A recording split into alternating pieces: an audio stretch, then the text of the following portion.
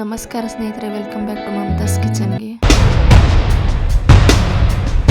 ನಾಟಿ ಕೋಳಿ ಸಾಂಬಾರನ್ನ ಹೇಗೆ ಮಾಡೋದು ಅಂತ ಈ ವಿಡಿಯೋದಲ್ಲಿ ತೋರಿಸ್ಕೊಡ್ತಾ ಇದ್ದೀನಿ ಸ್ನೇಹಿತರೆ. ವಿಡಿಯೋನ ಎಲ್ಲೂ ಸ್ಕಿಪ್ ಮಾಡದೆ ಕೊನೆವರೆಗೂ ನೋಡಿ ಸ್ನೇಹಿತರೆ.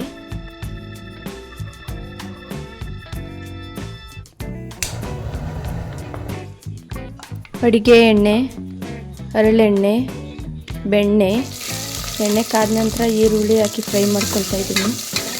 1 kg ನಾಟಿ ಕೋಳಿ ಮಾಂಸ ತಗೊಂಡಿದ್ದೀನಿ.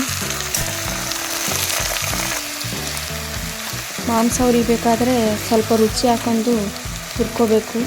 ನಂತರ ಅರಿಶಿಣದ ಪುಡಿ ಹಾಕಿ ಚೆನ್ನಾಗಿ ಫ್ರೈ ಮಾಡ್ಕೋಬೇಕು ಸ್ನೇಹಿತರೆ. ಇಲ್ಲ ಅಂದರೂ ಒಂದು 15 ನಿಮಿಷ ಚೆನ್ನಾಗಿ ಉರಿಬೇಕು, ಚೆನ್ನಾಗಿ ನಿಲ್ಲಿಸ್ಕೊಂಡವರೆಗೂ.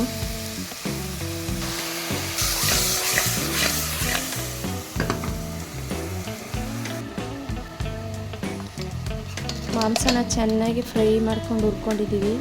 ನಂತರ ಮನೆಯಲ್ಲೇ ಮಾಡಿರುವಂತಹ ಮಟನ್ ಸಾಂಬಾರು ಪುಡಿನ ಕಲಸಿ ಆ ಮಾಂಸದೊಳಗಡೆ ಹಾಕೋಬೇಕು.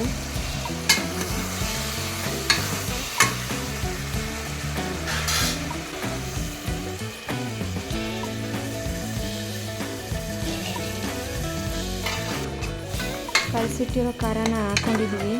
ಅದಕ್ಕೆ ಗಟ್ಟಿಟ್ಟಿಲ್ಲ ನೋಡ್ಕೊಂಡು ಹದವಾಗಿ ನೀರು ಹಾಕೋಬೇಕು ಸ್ನೇಹಿತರೆ. ನಾಟಿ ಕೋಳಿ ಸಾಂಬಾರನ್ನ ಸುಲಭವಾದ ರೀತಿಯಲ್ಲಿ ತೋರಿಸ್ಕೊಡ್ತಾ ಇದ್ದೀನಿ ಸ್ನೇಹಿತರೆ. ಯಾರೆಲ್ಲ ನನ್ನ ವಿಡಿಯೋ ನೋಡ್ತಿದ್ದೀರಾ, ಲೈಕ್ ಮಾಡಿ, ಶೇರ್ ಮಾಡಿ, ಸಬ್ಸ್ಕ್ರೈಬ್ ಮಾಡಿ ಮತ್ತು ಕಮೆಂಟ್ ಮಾಡಿ.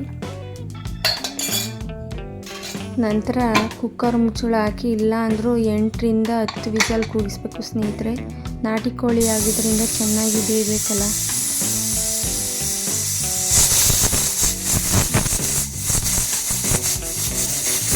ನಂತರ ಮಸಾಲಾನ ರೆಡಿ ಮಾಡ್ಕೊಳ್ಳೋಣ ಬನ್ನಿ ಸ್ನೇಹಿತರೆ.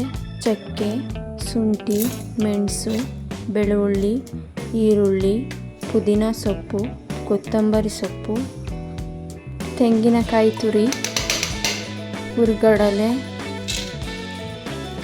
ಸ್ವಲ್ಪ ನೀರು ಹಾಕಿ ನುಣ್ಣಗೆ ರುಬ್ಕೋಬೇಕು ಸ್ನೇಹಿತರೆ. ಮಸಾಲೆ ರೆಡಿಯಾಗಿದೆ. ನಂತರ ಕುಕ್ಕರ್ ವಿಸಲ್ ಹೋಗಿದೆ ನೋಡಿ ಸ್ನೇಹಿತರೆ. 8 ರಿಂದ 10 ವಿಸಲ್ ಕೂಗಿಸಿದ್ರೆ ಚೆನ್ನಾಗಿ ಮಾಂಸ ಬೆಂದಿದೆ. ನಂತರ ಅದಕ್ಕೆ ನಾವು ರುಬ್ಕೊಂಡಿರುವಂತಹ ಮಸಾಲೆನ ಆ್ಯಡ್ ಮಾಡ್ಕೋಬೇಕು. ಇಲ್ಲ ಅಂದರೂ 5 ರಿಂದ 10 ನಿಮಿಷ ಚೆನ್ನಾಗಿ ಮಸಾಲೆ ಹೊಂದುವಂತೆ ಕುದಿಸ್ಬೇಕು ಸ್ನೇಹಿತರೆ. ಚೆನ್ನಾಗಿ ಗಟ್ಟಿತಿಲ್ಲ ನೋಡಿಕೊಂಡು ಸ್ವಲ್ಪ ನೀರು ಹಾಕೋಬೇಕು. ಚೆನ್ನಾಗಿ ಕುದ ನಂತರ ಕೊತ್ತಂಬರಿ, ಪುದೀನ ಸೊಪ್ಪನ್ನ ಕಟ್ ಮಾಡಿ ಹಾಕೋಬೇಕು.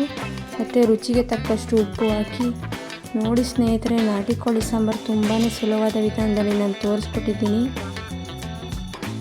ಈ ವಿಡಿಯೋ ನಿಮಗೆ ಇಷ್ಟ ಆದರೆ ಲೈಕ್ ಮಾಡಿ, ಶೇರ್ ಮಾಡಿ, ಸಬ್ಸ್ಕ್ರೈಬ್ ಮಾಡಿ. ಮತ್ತು ಮಮತಾಸ್ ಕಿಚನ್ಗೆ ಮತ್ತು ಹೊಸ ರೆಸಿಪಿಯೊಂದಿಗೆ ಭೇಟಿಯಾಗೋಣ. ಧನ್ಯವಾದಗಳು ಸ್ನೇಹಿತರೆ.